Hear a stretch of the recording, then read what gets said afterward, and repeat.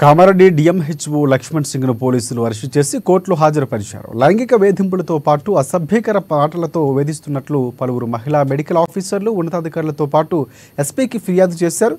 ఇక ఈ ఫిర్యాదులపై public health family welfare assistant director Amar Singh Naik బుధవారం జిల్లాకు వచ్చి ఎంక్వైరీ చేశారు. అప్పటికే మెడికల్ ఆఫీసర్ల ఫిర్యాదులతో దేవునిపల్లి పిఎస్లో 5 కేసులు నమోదు కాగా బుధవారం రాత్రి మరో 2 కేసులు నమోదు చేశారు.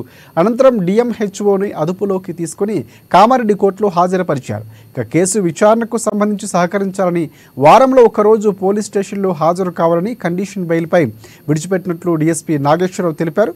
అలాగే డిఎంహెచ్ఓపై ఉన్నతాధికారులకు మరోసారి ఫిర్యాదు చేసేందుకు కొందరు మెడికల్ ఆఫీసర్స్ హైదరాబాద్ వెళ్లారు.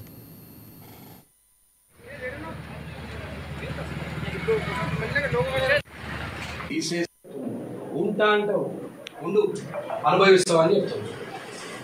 అనవసరమైన ఈ కేసు ఇదంతా పెట్టుకుంటా వాళ్ళ ఫేస్లన్నీ బయటకు వచ్చుకుంటా కథలు పడతా ఉంటే ఇబ్బంది బాగా కావడం వల్ల వాళ్ళు టర్మినేట్ చేసి సర్వీసెస్ అయితే అక్కడ పోస్ట్